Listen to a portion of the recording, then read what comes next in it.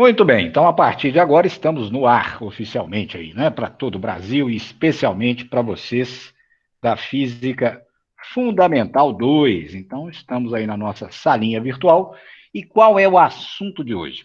Pessoal, o assunto de hoje é revisar, para aqueles que viram, né, no período normal, revisar a maneira de se calcular a resultante de várias forças. A gente viu na aula passada, inclusive editei, deixei lá os vídeos, né, em relação a resultante pela regra do paralelogramo e pela poligonal. Esses dois métodos são muito interessantes, práticos, e é a maneira com que foi definida a resultante de vários vetores, de várias forças, mas ela é muito útil quando você tem apenas dois. Se você tiver mais de dois, a situação, se for tratar pela regra do paralelogramo ou da poligonal, geometricamente fica muito complicado de resolver.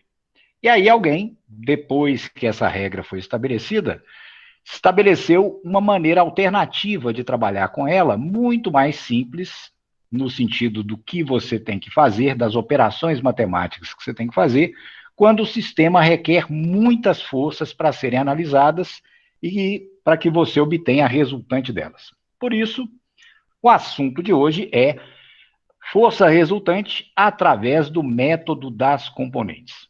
Então, eu vou relembrar algumas coisas que a gente comentou de maneira genérica sobre grandezas vetoriais, e aí, na segunda parte da nossa aula, a gente apresenta o que são as componentes de um vetor e como usar isso para obter a resultante de vários. Né? Esse é o objetivo que a gente tem para hoje. Então, começando, primeira coisa a chamar a atenção. Eu tenho dito que força é vetor, pode ser representada por um vetor. No último vídeo, no penúltimo, a gente usou bastante esse termo. Na verdade, as forças pertencem à grande família das chamadas grandezas físicas vetoriais. E existe também na física uma outra família de grandezas chamadas de grandezas escalares. Então, vamos deixar claro quais são os atributos que caracterizam essas duas entidades ou grandezas da física, para que a gente possa trabalhar com elas na sequência, tá? Primeira coisa, que é uma grandeza chamada de escalar? É aquela grandeza que é completamente especificada, ou seja, que a gente passa a ter informação completa sobre ela, quando se atribui a essa grandeza duas coisas, em geral. Um valor numérico, 10, 15, 20, 0,25, um número, um valor numérico, e geralmente uma unidade de medida, quilograma, metro, centímetro, newton, etc. Eu estou dizendo aqui geralmente porque quase todas as grandezas da física escalares têm unidade de medida. Existe uma ou outra, são poucas que não, que são as chamadas grandezas adimensionais, que não têm unidade, tá? Na mecânica, todas têm. Tá? Lá para frente, na ótica, a gente vai ver uma que não tem, o índice de refração, e em outros lugares também nós vamos encontrar, em outros campos conceituais, alguma que não tenha unidade de medida. Mas isso é exceção. A regra é grandeza escalar ser caracterizada por um número, uma quantidade de unidades, tantos metros, tantos centímetros, tantos segundos, etc. Um exemplo que a gente pode dar, na verdade, dois. A seguinte frase: uma caixa contém um volume igual a 0,5 metros cúbicos. Então, o volume da caixa d'água, de 0,5 metros cúbicos, é uma grandeza escalar. Volume, para se especificar, para ficar completamente especificado, requer apenas essas duas informações. Um valor numérico, uma quantidade, que aqui é meio, e a unidade em que você está fazendo essa medida de volume. Nesse caso, metro cúbico. E se tiver água, a gente ainda pode dar uma segunda informação física. A gente pode falar da temperatura desta água. Nesse caso aí, do meu exemplo, seriam 26 graus Celsius. Ou seja, a temperatura também, assim como o volume, é uma grandeza escalar. Por quê? Porque para conhecermos uma temperatura completamente, nos basta apenas informar valor numérico e unidade de medida. No caso, 26 e graus Celsius. Toda grandeza física que é completamente especificada cujo conhecimento se torna pleno, completo, satisfatório, com apenas essas duas informações, é chamada de grandeza escalar. As vetoriais, assim como força, elas vão requerer mais do que isso. Para uma força, não basta que a gente informe o valor dela, 10 newtons, 50 kgf, etc. Por quê? Porque as forças podem ser aplicadas em direções diferentes. E numa direção, há dois sentidos. Se você pensar numa direção, que é essa aqui, imagine um eixo X, você tem um sentido para a direita de vocês e para a esquerda. Eu posso aplicar a força tanto num sentido quanto no outro. Então, dizer o valor numérico de uma força e a unidade dela não é suficiente para se ter pleno conhecimento físico sobre o efeito que aquela força pode causar. Grandezas, assim como força, que requerem mais do que valor numérico e unidade de medida, são chamadas de grandezas vetoriais. Vamos ver, então, uma outra situação física que não seja de força, uma mais intuitiva ainda do que força. É aquela da qual todos nós podemos participar.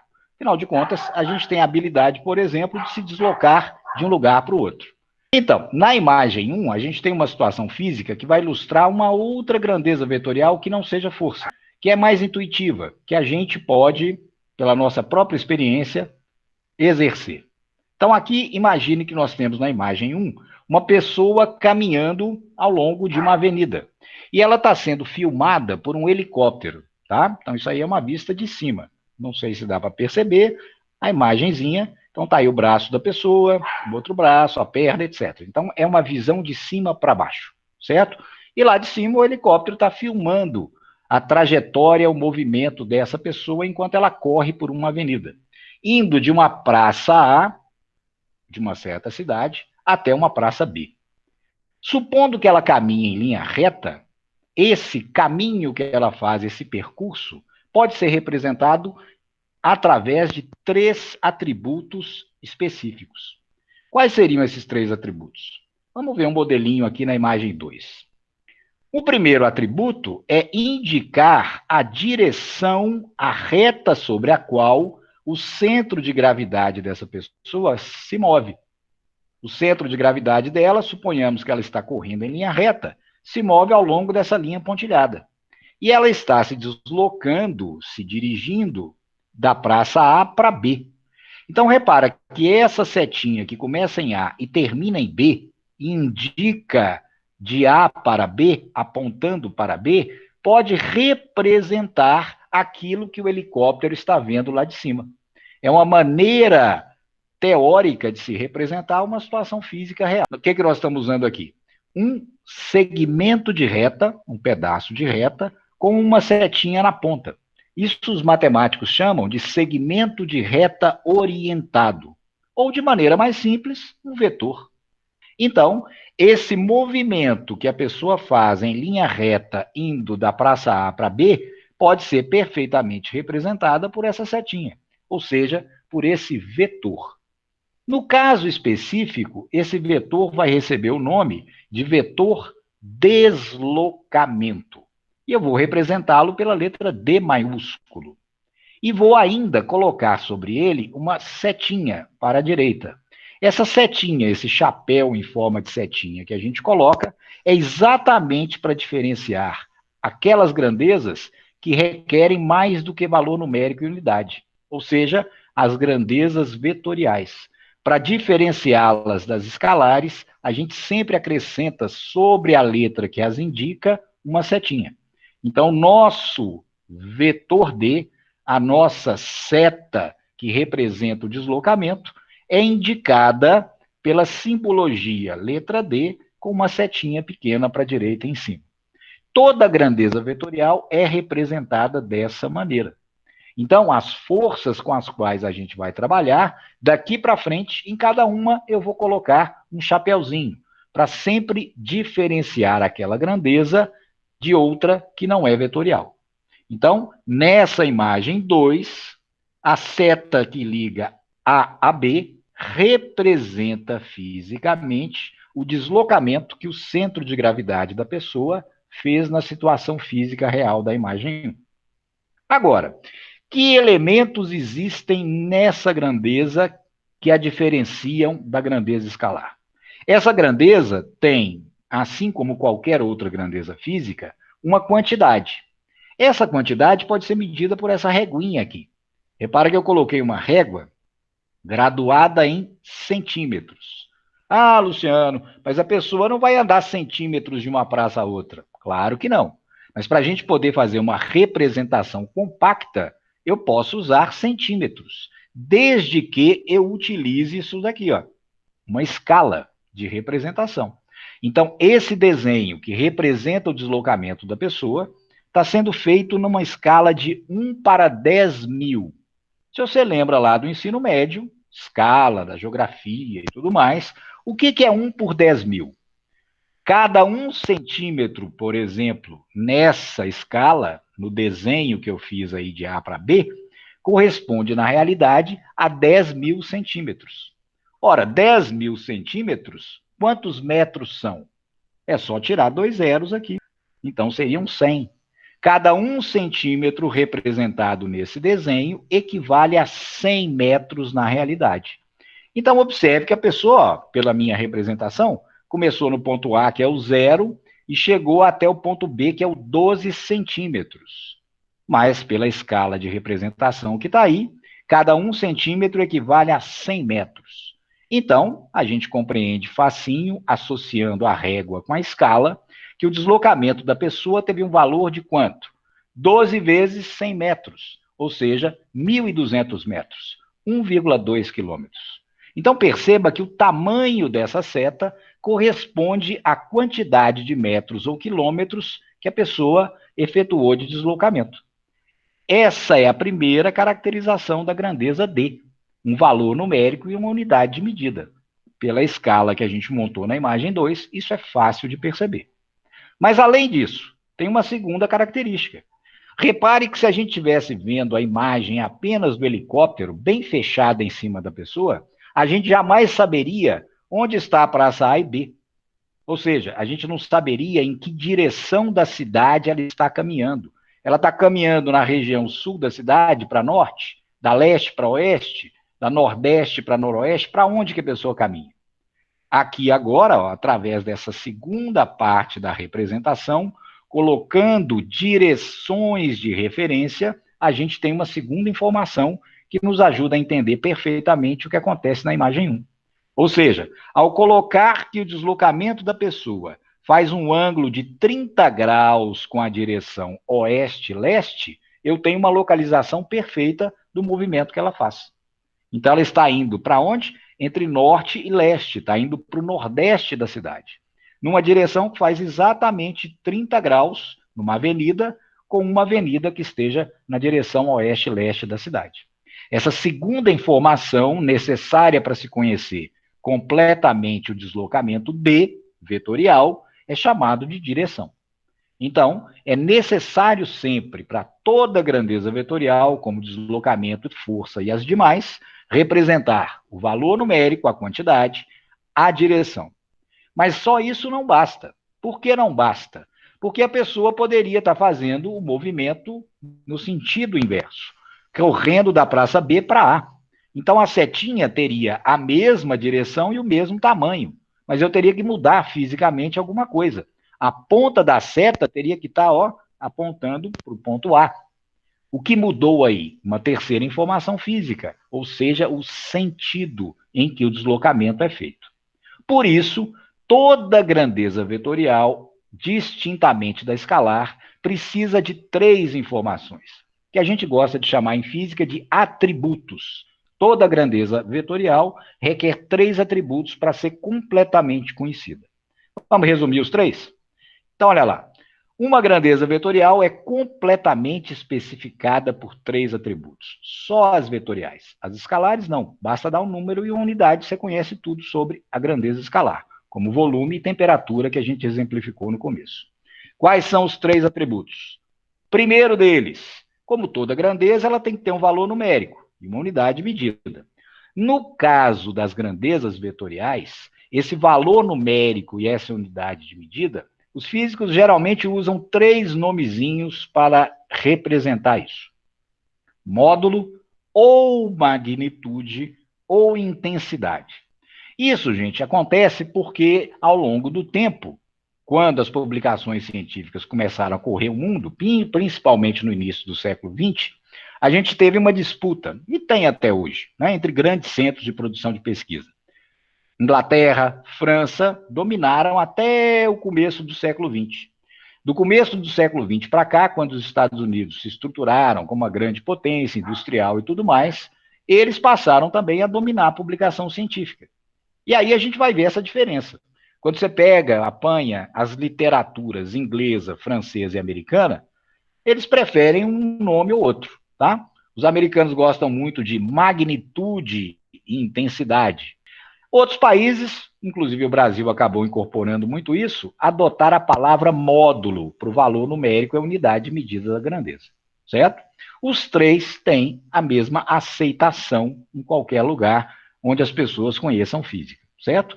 Conforme o contexto, a gente acaba dando preferência por uma ou por outra. Por exemplo, para o deslocamento, é mais comum se chamar de módulo mesmo, porque é uma grandeza muito simples. Agora, para força, por exemplo, a gente opta por magnitude ou intensidade. Não quer dizer que seja melhor ou pior do que módulo. Todos querem dizer a mesma coisa. São igualmente válidos. É uma questão de costume.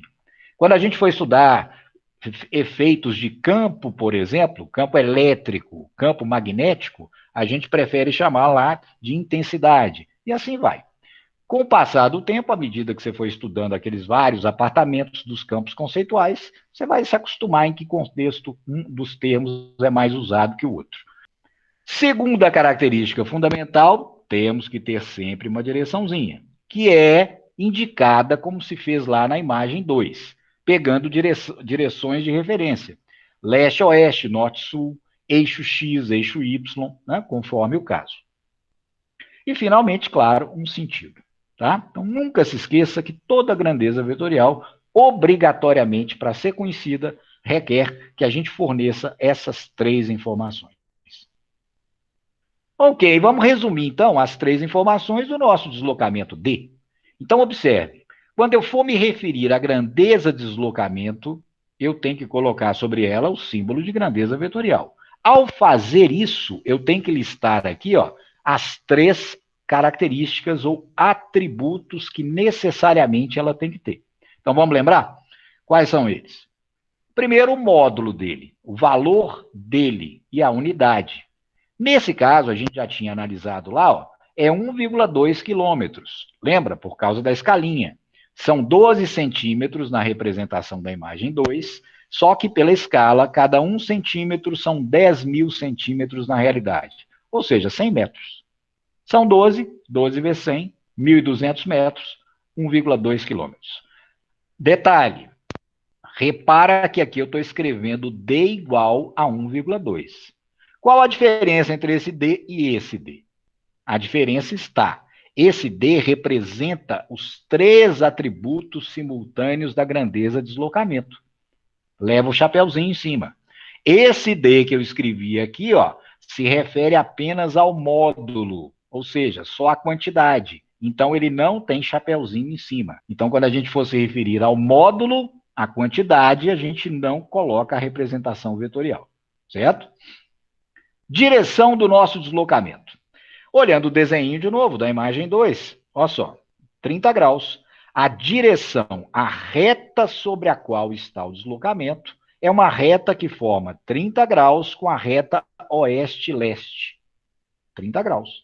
Então, é uma ótima maneira de dizer qual é a direção exata do deslocamento da pessoa.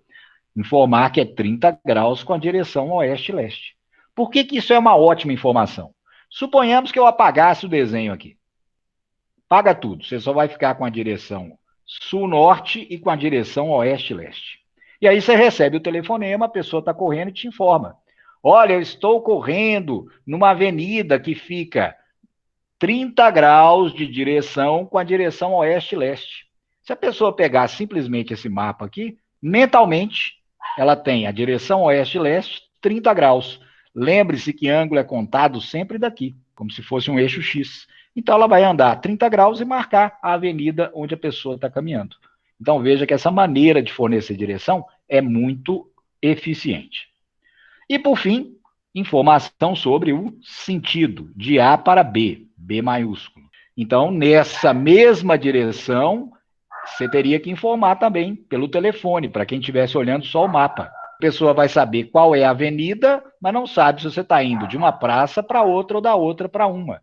Seria necessário ainda informar para ela que é de A para B. Perfeito? Então, aí temos um exemplo clássico de grandeza vetorial.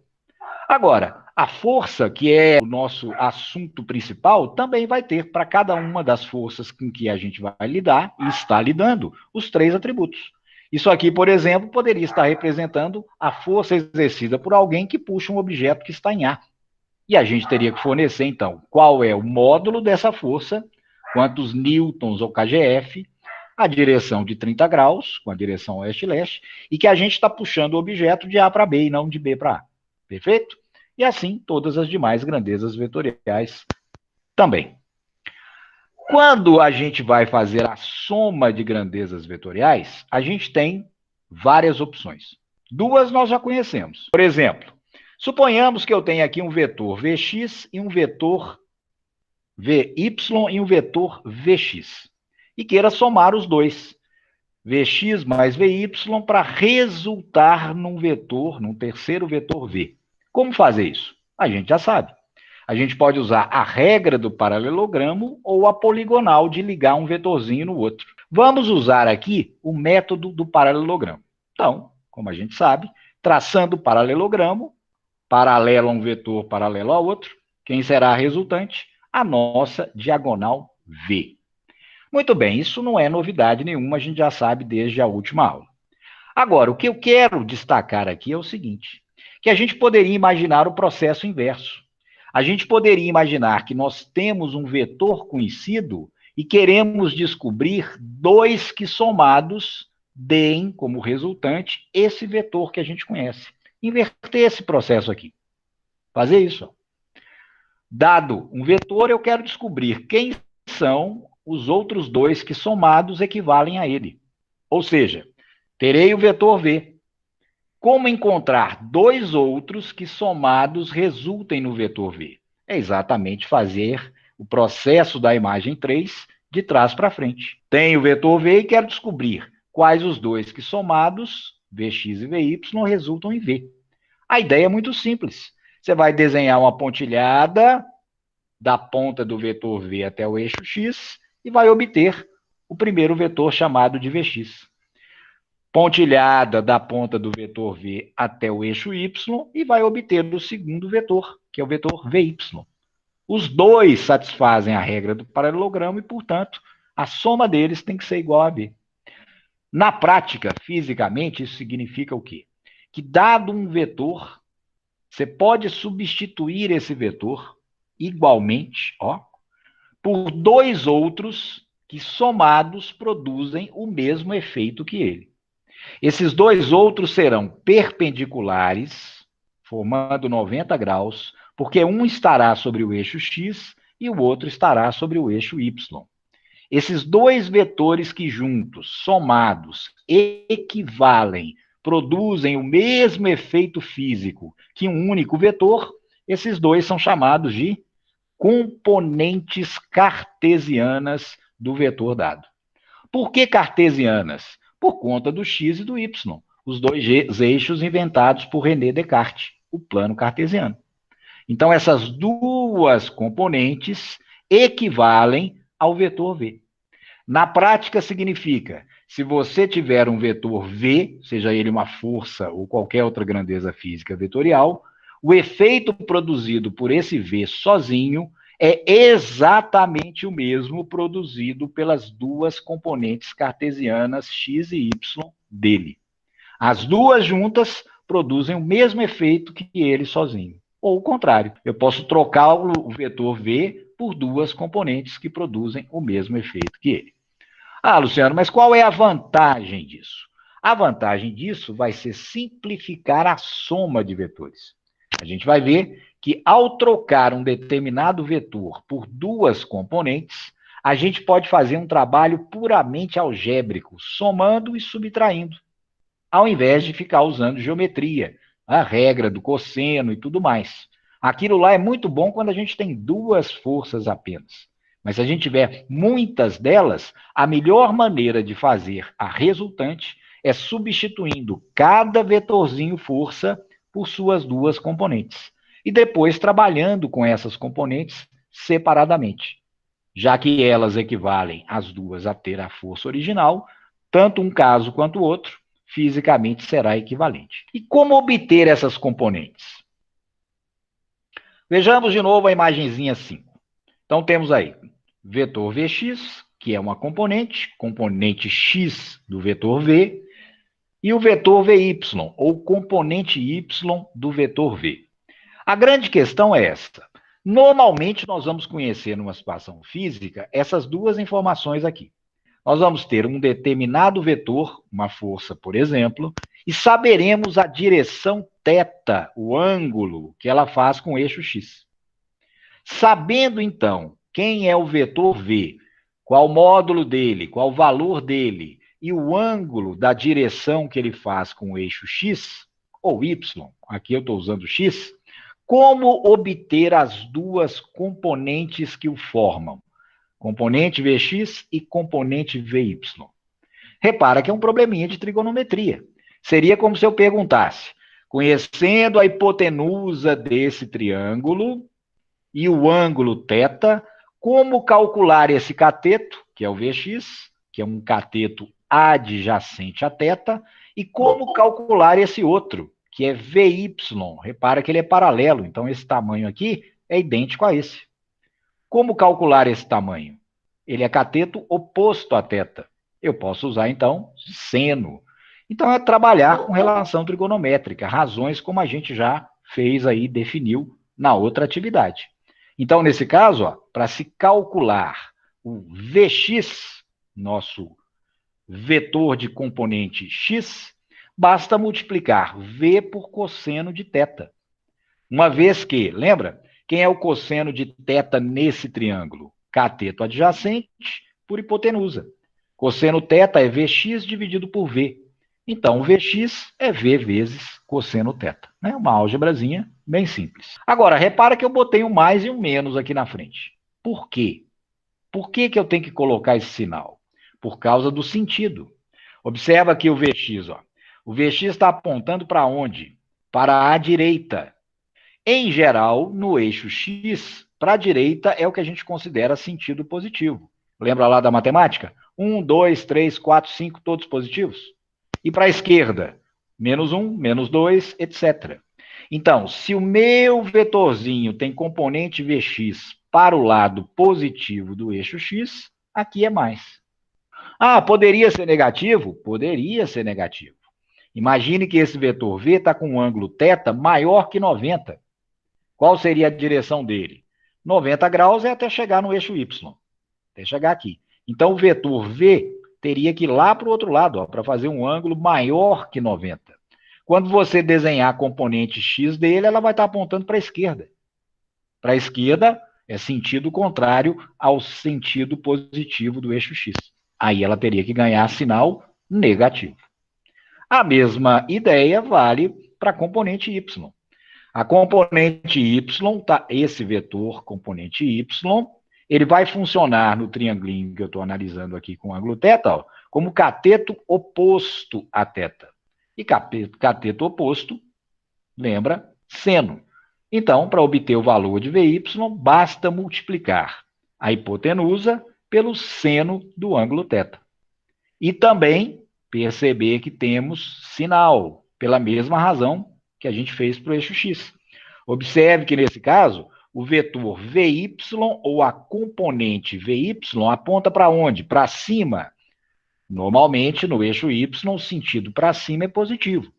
Lá da representação matemática do plano cartesiano, ó, mais 1, mais 2, mais 3. E para baixo? Ah, bom, para baixo é menos 1, menos 2, menos 3.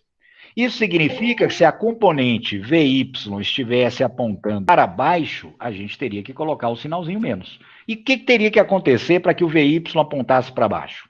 Caso o nosso vetor V estivesse, como dizem os matemáticos, no quarto quadrante. Lembra lá? Primeiro quadrante é esse, segundo é esse, terceiro é esse, é o quarto quadrante aqui. Se o vetor V estivesse nessa direção, por exemplo, ó, o que iria acontecer com a componente Y dele? Na hora que você desenhasse o paralelogramo para encontrar o VY, a pontinha do VY estaria aqui, bem embaixo no eixo Y, abaixo do zero, apontando então no sentido negativo. E aí eu teria que colocar sinal menos para ela. Esse é o detalhezinho mais sutil que a gente tem que lembrar sempre quando for obter as duas componentes cartesianas de qualquer vetor. Por fim, um último detalhe. Como é um triângulo retângulo, já que a gente está mexendo com 90 graus, eixo x e y, vale o teorema de Pitágoras aqui. Né? Então, a gente pode relacionar os três elementos da figura, o vetor v principal e as suas duas componentes cartesianas, pelo teorema de Pitágoras. A hipotenusa é raiz quadrada da soma dos quadrados dos dois catetos. Né? Um cateto é o Vx e esse outro aqui tem o mesmo tamanho de Vy. Portanto, funciona como cateto oposto. Os dois catetos ao quadrado somados, raiz disso é igual à hipotenusa. Certo? Então, as três relaçõezinhas aqui merecem toda a atenção do mundo, porque daqui para frente nós vamos usar essas três com frequência. Nos problemas físicos em que aparecem várias forças, a gente só resolve com essas três relações. Quer ver um exemplo? Um barco à vela está submetido ao sistema de forças dessa imagem. Então, aqui de novo é um helicóptero filmando um barco de cima para baixo. Então, estamos com a visão superior dele. Então, tá aí o barquinho. Isso daqui é a vela do barco. E temos três forças, três ações de força no barco. Quem seriam essas três ações? Uma delas eu chamei de F1. Esse F1 vale 10, esse K aqui é quilo, igual o quilo de quilograma, mil gramas. Aqui no caso são quilonewtons, 1000 newtons. Todo quilo, a unidade que estiver na frente, 1000 dessa unidade. Então, quilonewton, 1000 newtons. Quem seria essa força F1 que está lá na imagem 5, formando um ângulo θ com o eixo X? É a força do vento batendo na vela. Olha a posição que colocaram a vela do barco, exatamente para receber o impulso que o vento produz. A gente deduz fisicamente que essa forcinha aqui é causada pelo vento ao impactar a vela. Segunda força, 4,70 quilonewtons. Bom, a força 2 aponta para a esquerda, sentido contrário ao eixo X. Quem poderia ser essa força? Bom, a única pessoa que está interagindo com o barco, além do vento, é a água que está em torno dele. Então, repara que a tendência dessa força aplicada na vela é arrastar o barco para a direita. F1 tende a empurrar o barco para a direita. Então, a água que está desse lado do casco do barco vai criar uma resistência. Isso aqui é uma força da água, dificultando que o barco se mova, se desloque à deriva para a direita. Perfeito? E temos ainda uma terceira força, que vale 8,40 quilonewtons, que é esse F3. Observe que o F3 tem direção do eixo Y, ele está sobre o eixo Y e sentido para baixo na figura, contrário ao do eixo Y. Quem poderia ser esse F3? Pensa de novo. A única ação possível além da do vento, nesse caso, já que é um veleiro, é a da água. Ora, será que a água poderia provocar esse efeito F3 no barquinho? Poderia, porque a força F1, que é a do vento, ela tende a causar dois efeitos no barco. Deslocá-lo para a direita, aí a água cria F2 para resistir a esse deslocamento, ou ainda, parte dessa força 1 tende a empurrar o barquinho para frente. Repara que ela está nessa direção, né, entre Y e X. Então, ela é capaz de deslocar o barco para frente. E aí, nesse caso, a água que está à frente do barco dificulta o movimento dele, criando uma resistência, que é exatamente F3. Portanto, F2 e F3 são forças causadas pela água. Perfeito? Para dar uma ideia física do que está acontecendo. Suponhamos que o ângulo θ vale 60 graus. Direção do F1, 60 graus com a direção do eixo X. Nesse caso, obtém as componentes da força F1, ou seja, aquele mesmo processo que a gente acabou de rever. Esse F1 eu vou trocar por duas componentes. Então, nesse caso, ó, seriam dois vetores. Né? O F1 está aqui, um vetor é o F1Y e o outro é o F1x. Como calcular os dois? Seno e cosseno. De quem? Do ângulo θ, como a gente mostrou há pouquinho. Na segunda parte, determine a força resultante atuante no barco. Então, depois que eu obtiver as duas componentes da força F1, eu vou trabalhar com quatro forças no problema. Uma componente de F1, chamada de F1x, a outra componente de F1, chamada F1y, duas, e as outras duas forças que já estavam na situação física real. Aí, como é que eu vou fazer resultante? Você vai ver no desenho que você vai ter duas na direção X, uma para a direita, uma para a esquerda. Já tratamos desse caso, 180 graus. É uma menos a outra. Da mesma forma vai acontecer no eixo Y. Teremos para cima a componente F1Y, igual o desenho que a gente fez antes, e teremos para baixo F3. Como fazer a resultante de duas opostas? A diferença delas, como a gente já mostrou, certo? E por fim, você vai obter duas somente, uma no eixo X e uma no eixo Y. E aí, Pitágoras para terminar e obter a resultante total. Então, oficialmente, vamos às despedidas. Boa noite para todos e todas. E lembra sempre, né? Bons estudos.